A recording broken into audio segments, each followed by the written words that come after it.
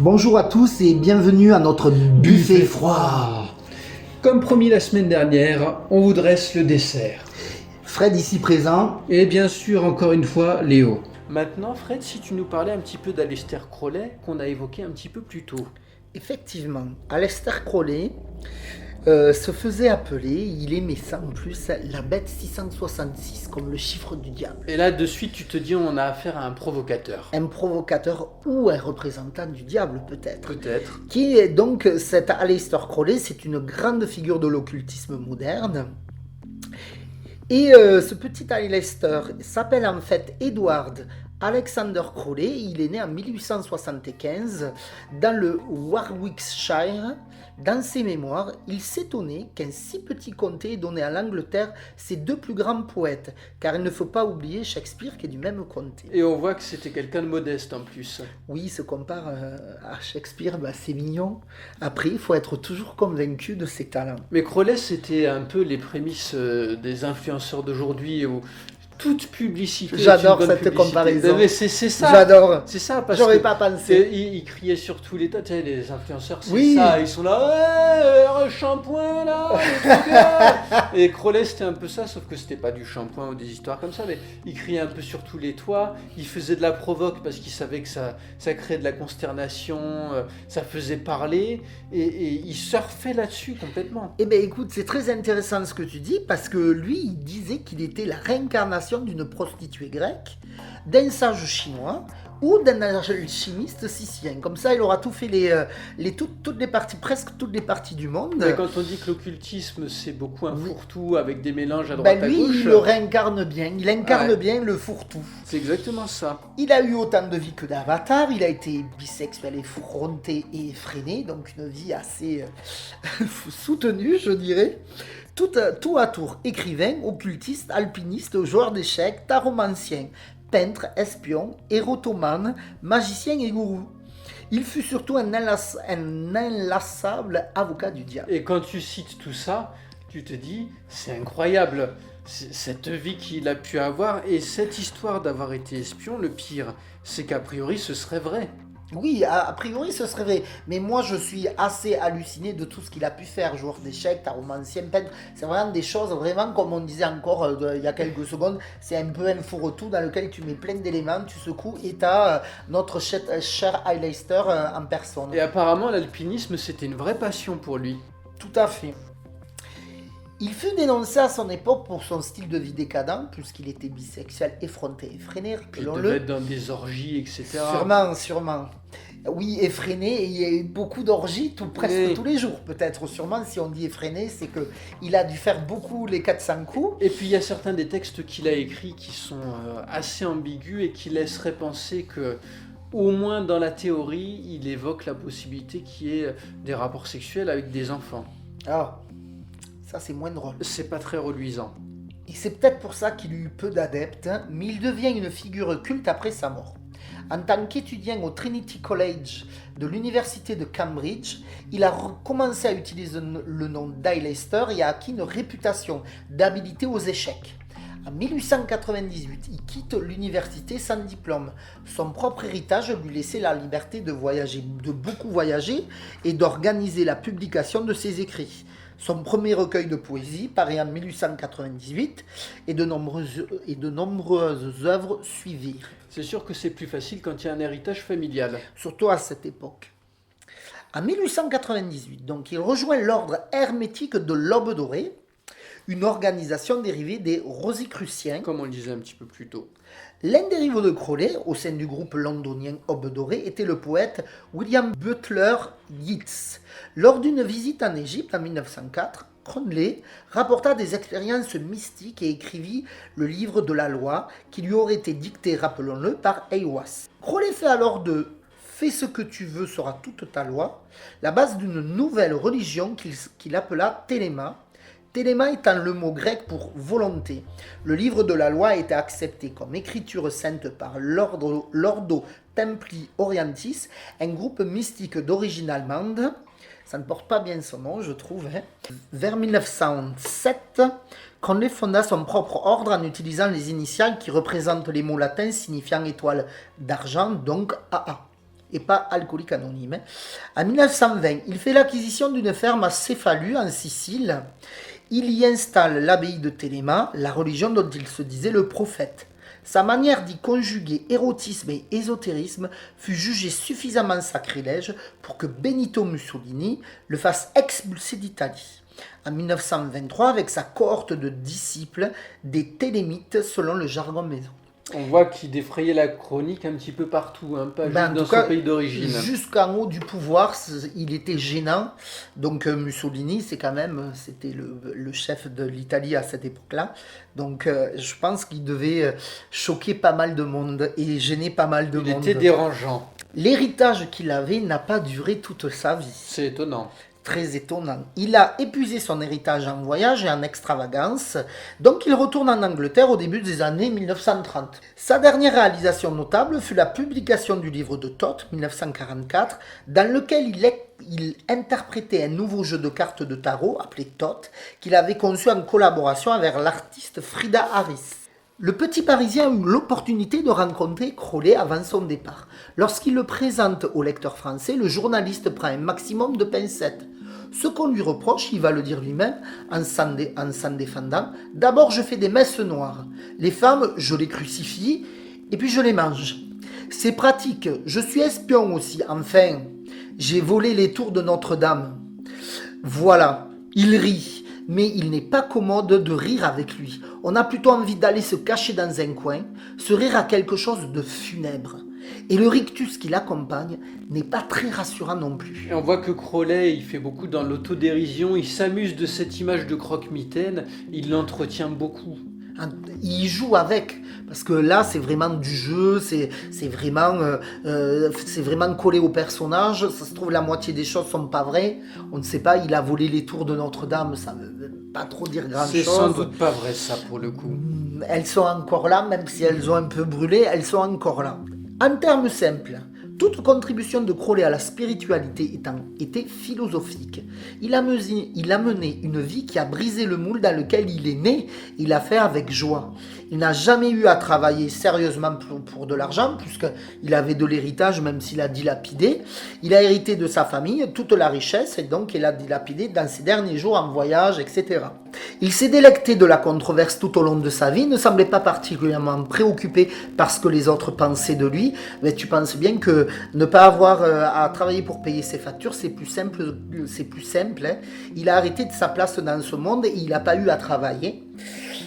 À l'heure de mourir à 72 ans, en 1947, dans une station balnéaire du sud de l'Angleterre, Aleister Crowley aurait dit, esselé et sans le sou, « Je suis perplexe ». Et on sent que vraiment jusqu'au bout, il a voulu gonfler les gens, tu sais, en mode ils vont pas savoir pourquoi je dis ça. Et c'est vrai que c'est un peu bizarre de dire « Je suis perplexe » quand tu vas mourir. C'était en quelle année déjà Citizen Kane? Tu sais, il a voulu faire le coup de Rosebud. Je sais pas du tout. Il a voulu faire son Rosebud. Les gens vont se demander jusqu'au bout pourquoi j'ai dit ça. Selon notre version, ces derniers mots furent « Parfois je me hais ». D'après la presse de l'époque, il aurait jeté un sort à son médecin qui refusait de lui administrer de la morphine.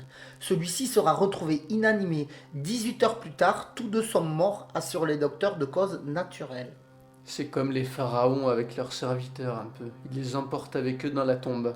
Oui, et puis à mon avis, la morphine, ça aurait permis soit de finir la vie plus tranquillement, c'est quand même assez apaisant la morphine, et peut-être qu'il lui a vraiment jeté un sort, qui sait. Va savoir.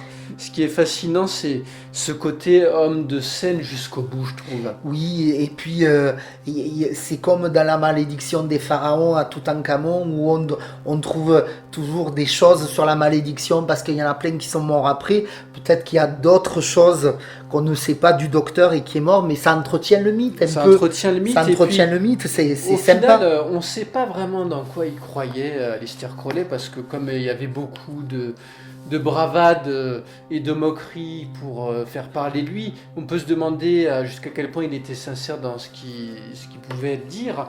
Mais on peut quand même en conclure que jusqu'au bout, il est resté dans son personnage. Et ça demande une forme de conviction et de foi, mine de rien. Je pense qu'il croyait peut-être en ce qu'il avait mis en place, et ça permettait aussi, peut-être, même s'il est mort sans le sou, peut-être qu'il demandait rien à ses adhérents, entre guillemets. Je pense qu'il croyait en lui. Il croyait en lui, il croyait en ce qu'il disait, en ce qu'il pensait, et puis il faisait fi, en tout cas, du candidaton. Donc, il semblerait. Il s'en délectait peut-être, mais il a mené la vie qu'il a voulu lui.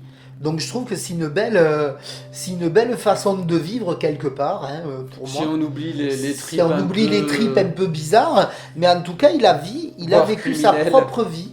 Il a vécu sa propre vie sans avoir peur du regard des autres. Donc, à minima, c'est une personnalité qui mérite qu'on s'y intéresse et dont la vie est digne de roman. Ça pourrait faire un très bon film en tout cas. Et on ferait le diptyque film sur Rasputin, film sur Crowley derrière. D'abord on ferait Rasputin parce que oui. Rasputin c'est plus sympa quand même. Et Crowley, il est d'ailleurs présent dans pas mal d'œuvres de fiction aussi. Et c'est le cas de la BD Les Invisibles par l'auteur écossais Grant Morrison. Je pense que j'ai déjà parlé dans ce podcast de Grant Morrison, c'est probable, parce que c'est un de mes auteurs préférés. Donc il a écrit surtout des comics de super-héros. Il a écrit par exemple la série Doom Patrol.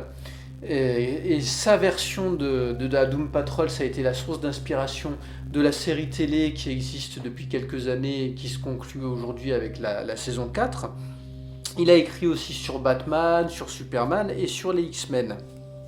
Mais il a aussi écrit des œuvres originales, et c'est le cas de la BD Les Invisibles, qui a été publiée chez DC Comics, mais sous le label Vertigo Comics, qui était dédié beaucoup à des œuvres matures, et des œuvres avec un côté un peu indépendant, un peu underground, qui était beaucoup influencé par la nouvelle vague british, avec des auteurs comme Alan Moore, Neil Gaiman et donc Grant Morrison.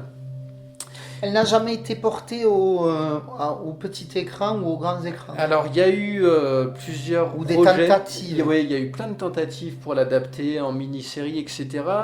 Mais c'est comme ils disent les Américains, développement L. Pour l'instant ça mène nulle part et ça fait des années qu'on ne sait pas ce que ça va donner. Je ne sais pas si ça sortira un jour. Il faut savoir que c'est une histoire qui est très compliquée.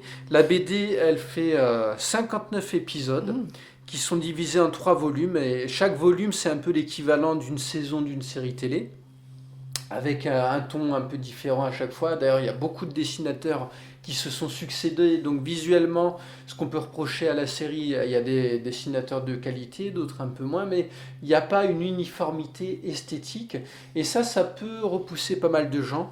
En plus de ça, le récit, alors je crois qu'il y a quelques volumes qui sont parus à l'époque chez Panini Comics en français, mais je ne suis pas certain que la série soit sortie intégralement. À titre personnel, j'ai une édition de luxe cartonnée en anglais. Et alors la prose, si on comprend à peu près l'anglais, elle est compréhensible. Mais comme ça mélange beaucoup les chronologies, il y a des histoires d'univers parallèles, des voyages dans le temps spirituels, etc. Et que ça a été écrit un peu aussi sous l'influence de drogue, la complexité fait que ça nécessite plusieurs lectures pour essayer de comprendre un peu ce qui se passe, surtout qu'il y a différents niveaux de lecture.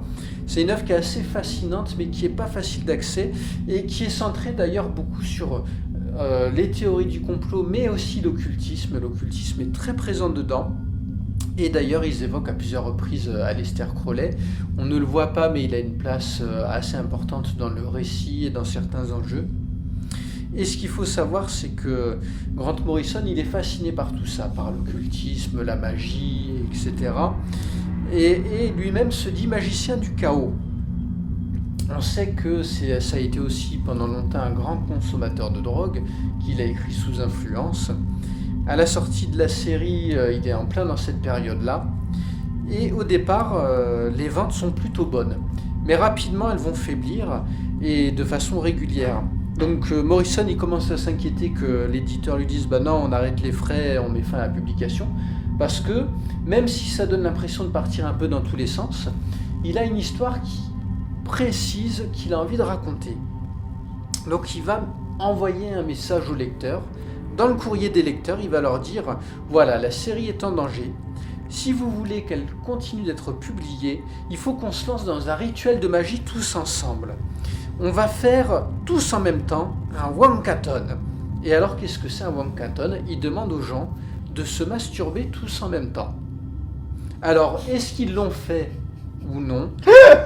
Est-ce que le rituel... Non, mais c'est un grand génocide qu'il a organisé en fait. Non, mais on voit que les actes sexuels ont une place dans un certain nombre de rituels dans l'occultisme. Tout à fait. Donc on n'est pas hors propos au final. Non, on n'est pas hors propos, mais c'est quand même étrange de proposer à des milliers, je ne sais pas si ça compte en millions de lecteurs de se masturber en même temps. On va dire des centaines de milliers. Allez, des centaines de milliers. Et au final, que le rituel ait fonctionné, que ce soit grâce au rituel ou pas, ou que l'explication se trouve ailleurs, la série n'a pas été annulée. Personne n'a fait d'enquête pour savoir si tout le monde s'est masturbé. Eh ben, ça paraît difficile à l'époque, Internet n'était pas encore aussi présent ça aurait qu'aujourd'hui, été drôle. Hein. Puisque c'était dans les années 90. Mais au final, il a quand même pu écrire l'histoire jusqu'à sa conclusion. Pour autant, les événements étonnants ne s'arrêtent pas là. Donc Grant Morrison a un élément assez récurrent dans tout ce qu'il écrit, c'est qu'il est fasciné par le côté métatextuel des histoires, et des histoires des récits qui s'articulent autour des concepts comme le quatrième mur. Le quatrième mur, c'est l'idée que dans une histoire, il y a le mur d'en face, le mur à gauche, le mur à droite, et le dernier mur qui est transparent pour le lecteur, et que l'auteur peut parfois traverser pour s'adresser directement au lecteur justement. Lui-même, il a tendance à s'intégrer dans ces histoires, assez souvent, ça peut être juste une apparition comme ça, mais dans le cas des Invisibles, il enfile ce qu'il appelle son costume de fiction, et il fait directement partie de l'intrigue, par l'intermédiaire d'un des personnages principaux qui est King Mob, puisque King Mob, c'est vraiment un des protagonistes. Et en plus, King Mob, visuellement, il est complètement basé sur Morrison. Peu importe le dessinateur de l'histoire, quand on voit King Mob, on sait que c'est Grant Morrison. Il est chauve comme lui, et les traits sont les siens. C'est un peu l'homme qu'il aimerait être à l'époque. Il est super cool, il est bon combattant, c'est un séducteur invétéré. C'est un ersatz, quoi. Alors, on sent que l'auteur se fait plaisir là, à travers King Mob. Il aimerait être comme ça, et quelque part, il transfère ça dans le personnage. C'est exactement ça. Bien. Sauf que King Mob, à un moment de l'histoire, est capturé et torturé par ses ennemis. Et au moment où King Mob est capturé et torturé, Morrison tombe malade. Et ce qui est assez troublant, c'est que les symptômes qu'il manifeste sont clairement les mêmes que ceux dont souffre King Mob après la torture. Par exemple, il commence à avoir des problèmes au niveau de la tête, du visage, etc. Et Morrison va s'ouvrir des mêmes maux. Au point qu'à un moment, il pense qu'il va perdre la vie, il se retrouve hospitalisé et tout quand même. C'est pas juste qu'il imagine qu'il va pas bien. Non, ça peut être aussi le cerveau qui commande. Peut-être. Peut-être. Pas... Mais on sent qu'il y a. C'est mon côté sceptique qui revient. Il y a un lien entre l'auteur et son personnage. Oui, quoi qu'il arrive, il y a forcément un lien de cause à effet, hein, là, évidemment. Complètement. Mais c'est intéressant parce qu'on ne saura jamais si c'est vraiment parce que ça a été transcrit dans une BD et que la BD, il y a quelque chose de magique là-dedans et du coup ça se répartit sur le Morrison directement, puisque c'est un peu son avatar quelque part, comme dans un jeu. C'est ça. Comme dans un jeu. C'est exactement ça. Ou si c'est son cerveau qui il rêve tellement d'être le mec de la BD que son cerveau il l'interprète et il refait tout ce qui se passe dans la BD. Ça se peut. Mais c'est les deux sont. Mais c'est vrai que c'est troublant parce que quand même d'aller jusqu'à là, jusqu'à l'hospitalisation et tout, c'est quand même assez troublant. Je dois avouer. Si tu mets ça bout à bout avec le Wankaton, ça fait quand même deux éléments. Tout à fait. Qui montrent que dans ce bouquin il y a quelque chose de l'ordre de la magie et pas seulement dans le récit. C'est comme si la magie sortait des pages, dépassait le quatrième mur et atteignait la réalité. Atteignait la réalité, tout à fait. Et on a pu voir que, à travers les histoires de Rasputin et de Crowley, l'occultisme se racontait souvent dans le sang et la violence. Et de la violence, il y en a quand même dans Les Invisibles. Mais c'est un vrai récit initiatique avec ce besoin d'explorer une forme de spiritualité plus grande. Et d'ailleurs, King Mob, au fur et à mesure du récit, alors qu'au début, c'est le mec qui aime tuer des gens, alors il se veut un peu héroïque parce qu'il lutte contre, entre guillemets, les méchants, mais il est adepte de la violence. Dans le dernier volume, il devient non-violent. Il arrête d'utiliser des armes à feu, il utilise uniquement sa maîtrise des arts du combat et il ne tue plus les gens. Il fait que les fracasser. C'est ça.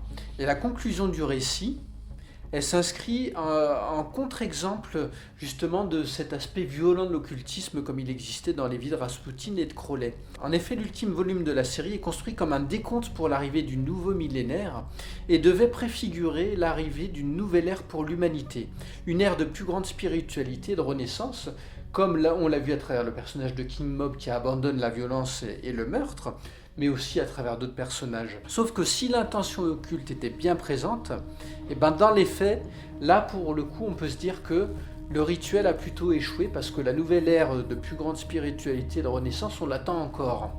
C'est sûr qu'on n'est pas dans l'ère des Lumières, ça c'est Non, évidemment, on est plutôt dans l'obscurantisme. Oui. Tout à fait, l'actualité n'est pas très franchement encourageante. Mais peut-être qu'il était trop en avance et que cette nouvelle ère finira par arriver.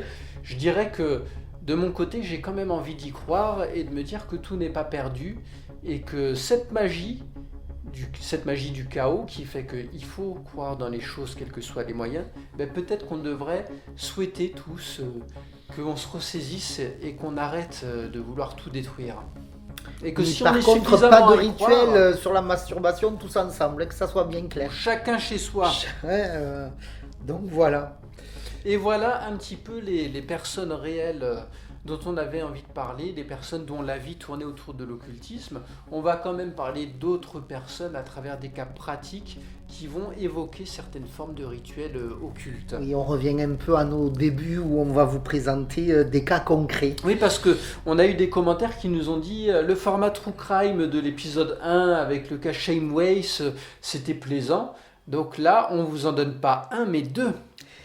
Et je vais commencer par le premier, qui était Meurtre en Arkansas, donc c'est aux États-Unis. C'est une histoire décrite dans un article du New York Times du 30 juin 1978. Je vous plante un peu le décor. Bentonville, 27 juin, Steve Ferguson transporte des pierres sur la ferme du vieux Dr. Compton à la périphérie de la ville. Il aperçoit quelque chose qui ressemble à une sorte d'autel, c'est-à-dire c'est des pierres dans un champ indigène empilées les unes sur les autres. Et là, il est un peu perturbé, alors il jette un coup d'œil à travers les bruyères, les ronces, et il trouve ce petit autel là de pierres empilées comme ça, donc un peu étonné. Il regarde de plus près, il court appeler le propriétaire, le docteur Neil Compton. Ensemble, les deux hommes viennent et regardent la découverte. Il a été construit comme le serait une cheminée, se souvient le docteur Compton. Au centre se trouvait le crâne d'une vache peu chère et tout autour des rochers avaient été peints. Donc vraiment quelque chose de très ritualisé. Des peintures comme des hiéroglyphes ou quelque chose du genre, cela n'avait aucun sens, a-t-il dit. Inquiet, il téléphone au département du shérif du comté de Benton et il dit on doit détruire cette atrocité parce qu'il trouve ça sur son domaine. On peut le comprendre, il y a quoi s'inquiéter, et puis ça peut passer pour une forme de menace. Et c'est peut-être une menace, mais en tout cas c'est quelque chose qu'il ne comprend pas. En plus avec des signes qu'il ne comprend pas, un crâne qui n'est pas plaisant, une vache, le crâne d'une vache c'est pas très plaisant de trouver ça. Ça le dépasse et puis on est face à un docteur donc qui est peut-être potentiellement quelqu'un de très cartésien, qui n'a pas l'habitude de ce genre de choses. Et puis encore une fois, on est quand même en 1978, à une époque où l'information circule différemment d'aujourd'hui et où donc on n'a peut-être pas autant facilement accès à des explications sur ce genre de phénomène. Mais tout à fait.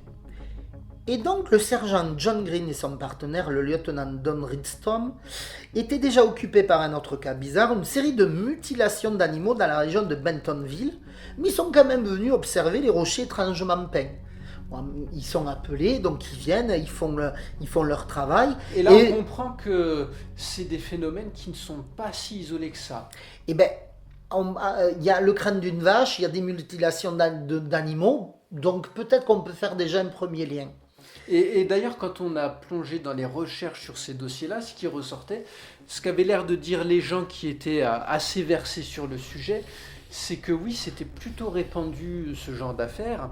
Et il disait, ce qui était effrayant, c'était que tu pouvais croiser ton voisin et te dire, ben, ça peut être un docteur, ça peut être un avocat, ça peut être l'épouse d'eux, des gens très bien sous tout rapport, qui au final pouvaient, la nuit arrivant, se mettre dans des rituels comme ça, participer à des choses assez discutables, et donc c'était difficile de faire confiance La aux uns et aux autres. psychose s'installe facilement. Oui, une forme de paranoïa.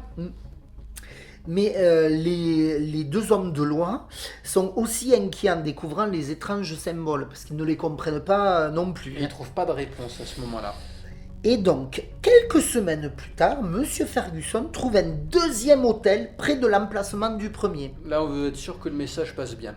Le message est clair, en plus d'un crâne humain en plastique, de quelques bougies, d'un grand couteau et d'autres symboles singuliers, quelqu'un avait laissé un message griffonné en lettres blanches. La colère de Zito est sur toi. Alors là, c'était histoire de dire au docteur Compton, oui, c'est bien à toi qu'on s'adresse, et oui, il s'agit bien de menaces. De menaces, et Zito est sur lui. Après avoir examiné le deuxième lot de roches, le sergent Green a déclaré qu'il pensait avoir une idée de ce qui se passait. Sur une intuition, il a demandé à une librairie de la ville de lui procurer un ouvrage sur la sorcellerie et la démonologie. Donc il fait ses recherches. Il n'est pas familier du sujet. Mais il a une intuition, en tout cas, il sent quelque chose. Là, il a une intuition. Et puis il a le professionnalisme de s'y intéresser et de chercher des réponses. Oui, il aurait pu laisser tomber en disant c'est des gosses, Oui, ils vous font une mauvaise blague, non, docteur. il prend ça au sérieux. Lorsqu'il est arrivé, il a découvert qu'il contenait deux éléments particulièrement intéressants. Le premier était une copie de l'alphabet thébain, les chiffres magiques utilisés par les sorcières modernes, dont les caractères correspondaient à certains symboles présents sur les rochers. Se sentant un peu comme l'homme qui a découvert la pierre de Rosette, le sergent Green a traduit les étranges inscriptions par Bon et Ave. Il a également trouvé une référence à un ancien sorcier nommé Zito. Donc il a mis en tout cas, il a trouvé la bonne source. Il est parti dans la bonne direction. La deuxième découverte était un chapitre racontant certaines des superstitions et traditions introduites dans ces montagnes verdoyantes par les colons de l'époque. Il s'agit notamment d'une forme de sorcellerie avec une cérémonie d'initiation au cours de laquelle un prospect tire 7 balles sur la lune et répète le Notre Père à l'envers devant un autel satanique à minuit. C'est étonnant comme rituel, ce côté on tire sur la lune et tout. Quel effet il pensait produire en faisant ça? Je sais pas, mais le Notre Père à l'envers, c'est un peu comme, c'est comme si on faisait un pied de nez à Dieu. Oui, complètement. La cérémonie, selon la légende, se déroule pendant la phase sombre de la lune. Le sergent Green a donc calculé quand le prochain événement allait probablement se produire. Et tard dans la nuit, il décide, avec son lieutenant, d'aller jusqu'à la ferme et d'attendre. C'était à la date où il avait calculé qu'il risquait d'avoir un nouvel hôtel et un nouvel événement. Rien ne s'est passé. Peut-être qu'on l'a grillé. Loupé, mais peut-être qu'on l'a grillé. Oui, ou peut-être que leur présence, a dissuadé les gens de se lancer dans leurs exactions. C'est ça. Le sergent Green a ensuite consulté Jérôme Rose, professeur d'anthropologie physique à l'université de l'Arkansas à Fayetteville. Moi, je l'aime bien, ce sergent Green, parce que contrairement au lieutenant là, qui avait enquêté sur Shameway, tu te dis, on a affaire à un limier qui mène l'enquête, qui explore différentes pistes, qui s'accroche. Et il est très ouvert, parce il va vers la sorcellerie, il va vers l'anthropologie, il pourrait se contenter de choses très basiques, on va prendre des empreintes. Il va pas supplier les gens de lui dire, allez, dites-moi que c'est vous le coupable. Non, c'est vrai que notre premier flic était un peu dans la bonhomie, je dirais. Oui, on peut le dire allez, comme sois ça. Sympa, dis-moi si tu as tué ou tu as vu quelque chose. Alors que Green, voilà, c'est quelqu'un qui cherche, qui réfléchit, qui s'interroge. Il s'interroge, il cherche, il va toper dans les livres, il va voir l'anthropologue. Et donc il lui dit quoi, cet anthropologue? Et cet anthropologue, il lui suggère que les mutilations d'animaux qui avaient eu lieu étaient, comme il l'avait dit dans l'autre argile, compatibles avec quelqu'un essayant de pratiquer de la sorcellerie. Donc on est bien sur un hôtel de sorciers. On est dans l'occulte à fond là. 4 vaches et un cheval ont été tués cette année de manière apparemment rituelle, impliquant de leur arracher les yeux, la langue et les organes reproducteurs. Certaines carcasses ont été retrouvées à moins de 8 km de la ferme du docteur Compton. Donc l'étau se resserre autour du domicile de ce docteur. Mais le docteur est quand même très proche de tout. Oui, il semble assez ciblé. Il semble assez ciblé. Le bureau du shérif doutait d'un lien. Alors pour étayer son propos, le docteur Rose a consulté quelques textes astrologiques et a prédit que la prochaine mutilation aurait lieu le 1er mai. Pas de répit, pas de fête de travail pour les adorateurs. Entre-temps, le docteur Compton prenait des dispositions pour vendre la propriété à son voisin d'à côté, Sam Walton. Bah oui, il se dit, je vais pas rester à un endroit où on me menace à coups d'hôtel, etc. Donc je vais le vendre au voisin. Le docteur, il déclare quand même que ce ne sont pas seulement les hôtels qui le dérangeaient. Il était devenu trop vieux pour travailler sur la propriété. Il avait eu d'autres événements étranges, comme les coups de feu que les voisins avaient entendus vers minuit. Et alors, est-ce que les coups de feu, ce seraient les fameux coups de feu Les tirés 7 vers coups la Lune vers la Lune. Le bureau du shérif est resté perplexe. D'une part, il était inhabituel dans une petite ville comme Bentonville que personne n'ait fourni la moindre information. Et puis, il y a eu des rapports faisant d'état d'objets volants non identifiés. Il y a beaucoup de choses qui se mélangent là. Oui, beaucoup. Voilà, nos aliens sont de retour. Nous en avons eu plusieurs à peu près au même moment où cela se passait, a déclaré le lieutenant Ristrom. Oui, donc les phénomènes se multiplient. Là, tu te dis, il y a tout en même temps. Et le terrain, maintenant, il appartient au monsieur Walton, le voisin qui a acheté la propriété du docteur.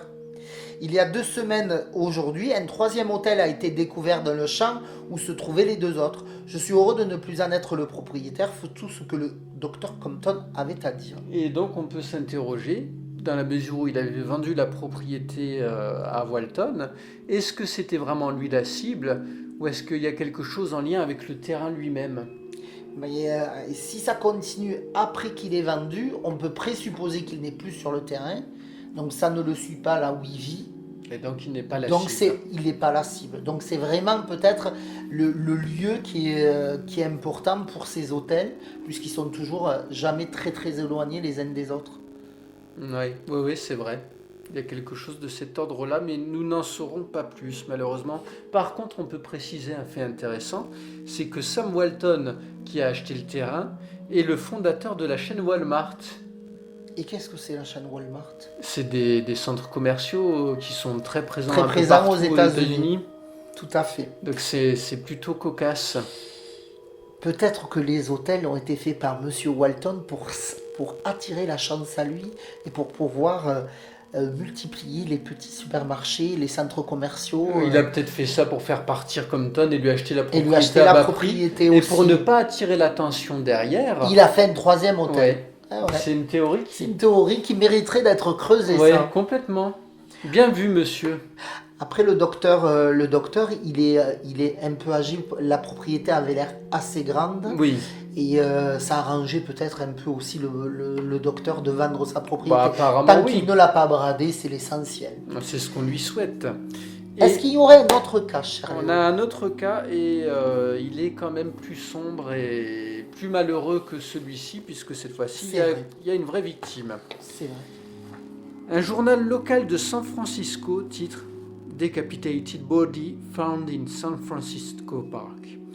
Le corps de Leroy Carter Jr., âgé de 29 ans au moment des faits, a été retrouvé sur le terrain du Golden Gate Park le 8 février 1981. Donc 3 ans après l'affaire du terrain du Dr Compton. Ça n'a aucun lien. Ça n'a aucun lien. Aucun lien. Pas d'hôtel. Ça ne se passe pas au même endroit, si ce n'est le même continent. C'est ça. Les enquêteurs n'ont pas réussi à trouver la tête de la victime. Leroy était installé dans son sac de couchage lorsque son cadavre a été trouvé. Le sergent Mike Perra déclara à la presse locale que l'enquête pointe en direction d'un meurtre rituel. La découpe a été faite avec beaucoup de précision, laissant penser que l'auteur est un expert. L'arme aurait été une hache ou une machette. On avait laissé à la place de la tête de la victime des ailes de poulet et du maïs, et les enquêteurs ont retrouvé un peu plus loin le corps d'un poulet mort.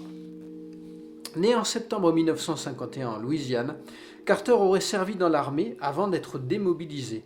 Il aurait rencontré, comme beaucoup de vétérans de l'époque, de grandes difficultés à se réadapter à la vie civile, dans un monde qui n'était peut-être plus prêt à accueillir ses soldats. Il se retrouve rapidement dans la rue et commet quelques délits mineurs pour survivre. On peut imaginer que ce contexte l'a beaucoup fragilisé et que ça a fait de lui une cible facile puisqu'il était à la rue. Il était isolé et le parc à cette époque était réputé pour être principalement fréquenté par des dealers et leurs clients.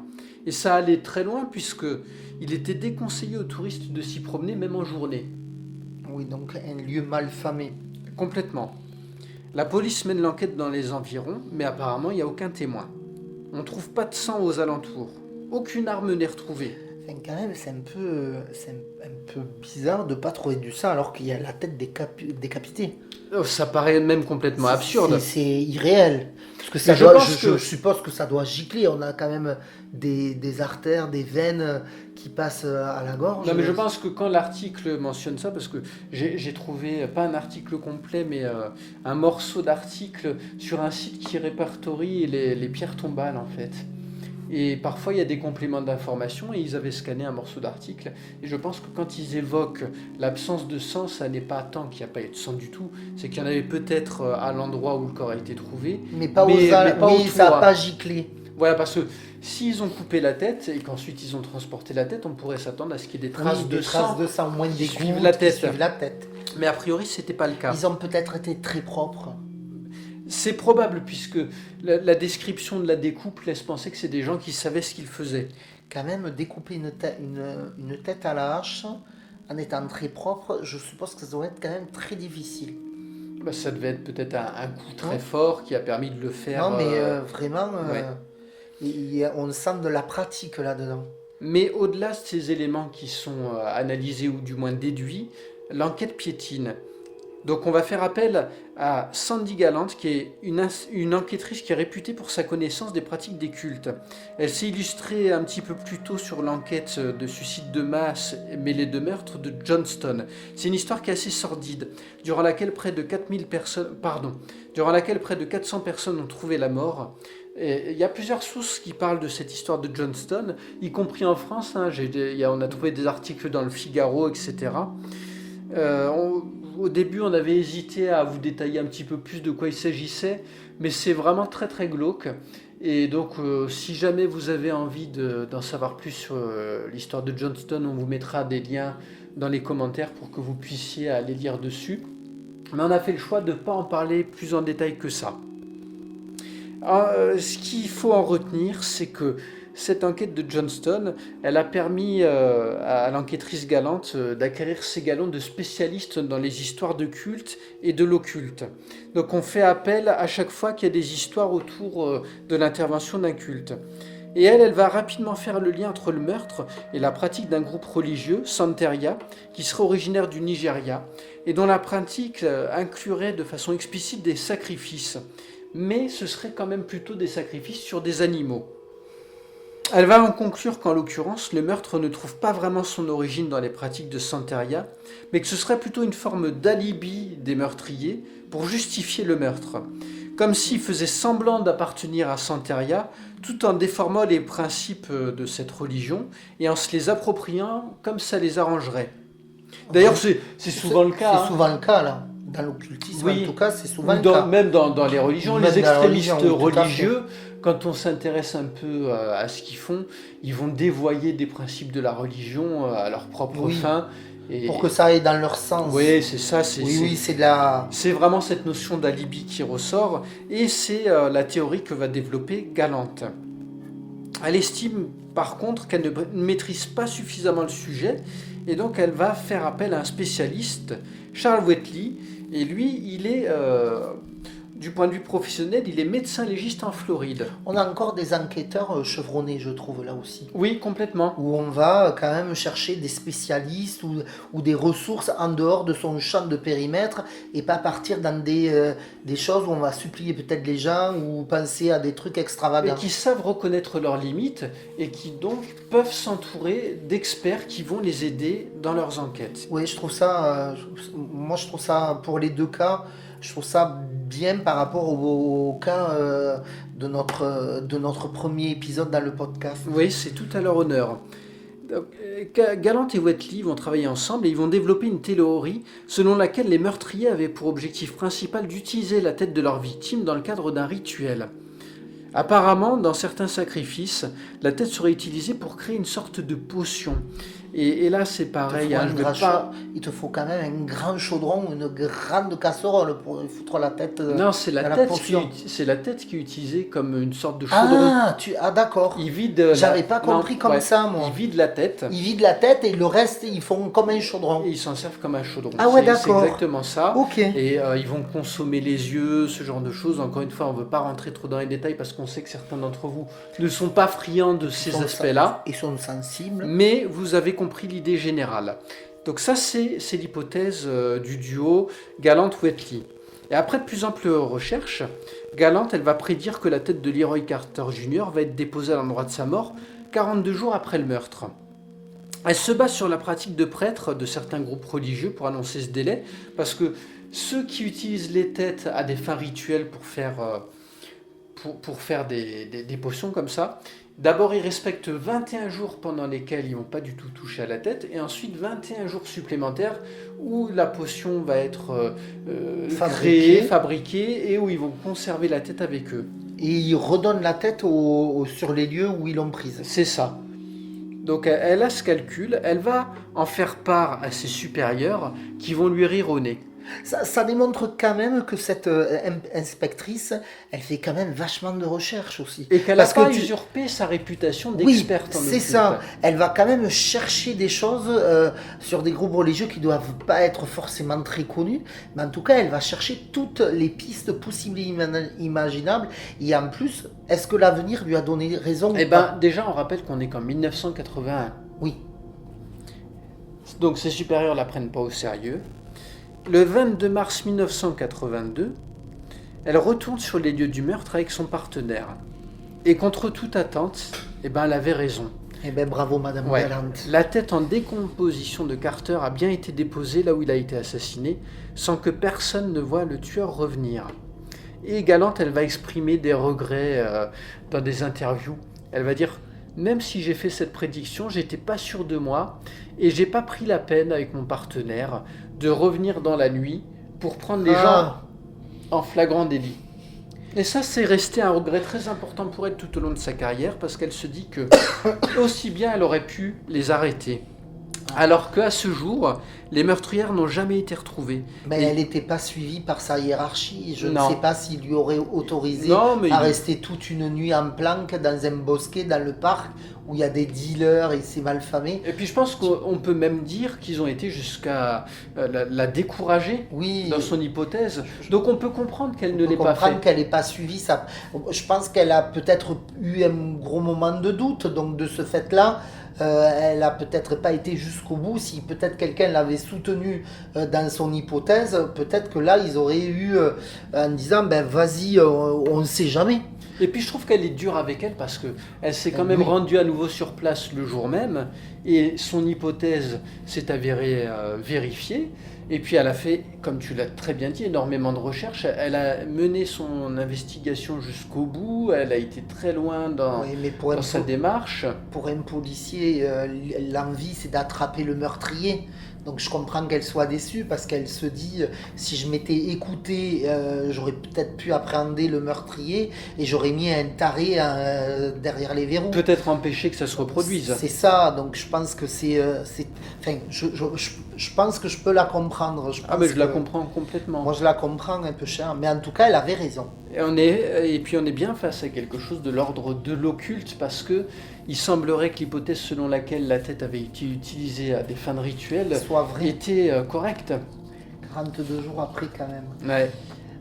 C'est quand même on peut dire que aujourd'hui on conclut un peu entre les médiums et tous les autres podcasts qu'on a fait autour on va dire, des sciences extraordinaires, je vais les appeler comme ça, parce que je trouve pas de mots, et je trouve qu'on a fait un petit cycle là, je trouve assez intéressant d'avoir Il fini. y avait une continuité. Il y avait oui. une continuité et on va sur un paroxysme avec l'occultisme. Bon, ça a été traité 1000 fois dans le cinéma, dans les livres par exemple. Là, je suis sur, juste, je peux vous conseiller un petit conseil si vous aimez un peu l'occultisme, vaudou, etc.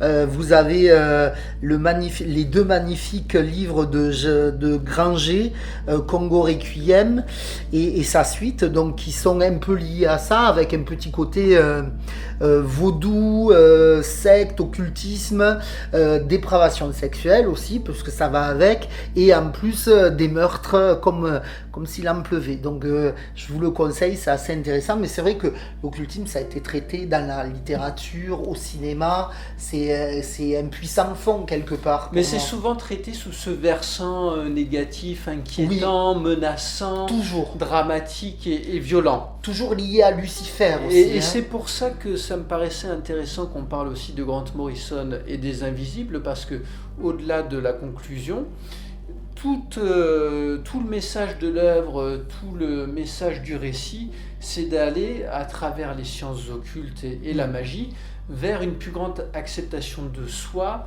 de qui on est, une plus grande acceptation de l'autre. D'ailleurs, il y a un des personnages principaux qui est un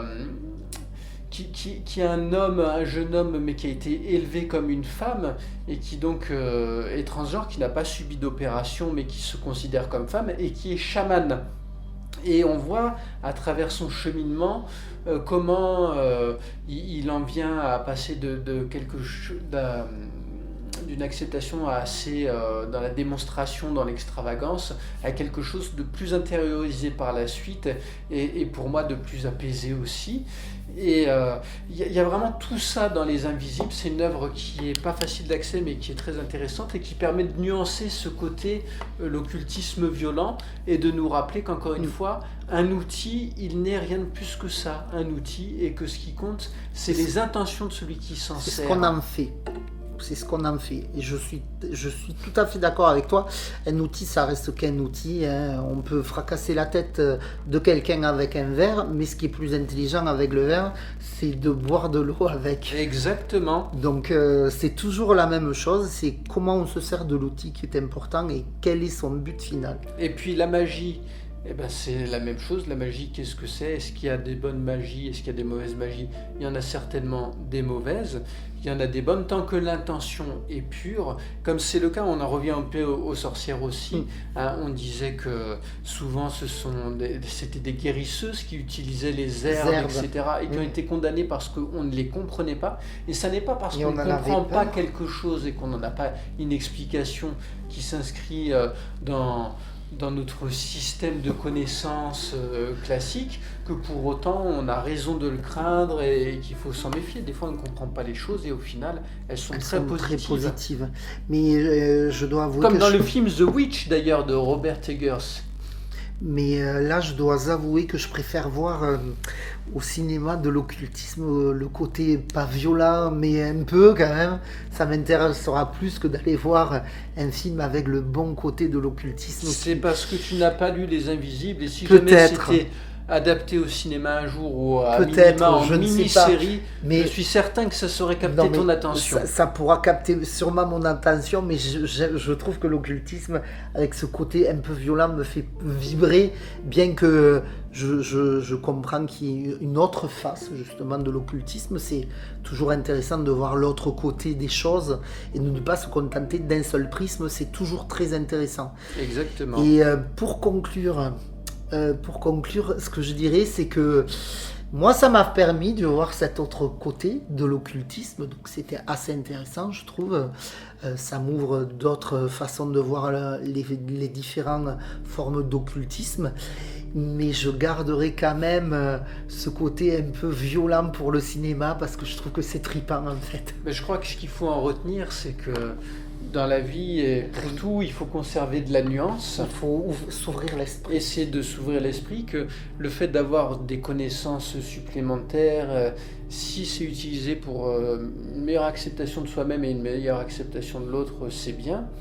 Et maintenant, on aimerait bien aussi avoir votre avis à vous, chers auditeurs. Qu'est-ce que vous pensez de l'occultisme? Est-ce que vous avez des exemples que vous aimeriez nous partager et que par la suite on puisse partager aussi dans le cadre du buffet froid? Donc n'hésitez pas à nous laisser des commentaires, que ce soit sur Facebook ou directement sur la page du podcast. En attendant, on vous remercie de vous être attablés une fois de plus à notre buffet froid.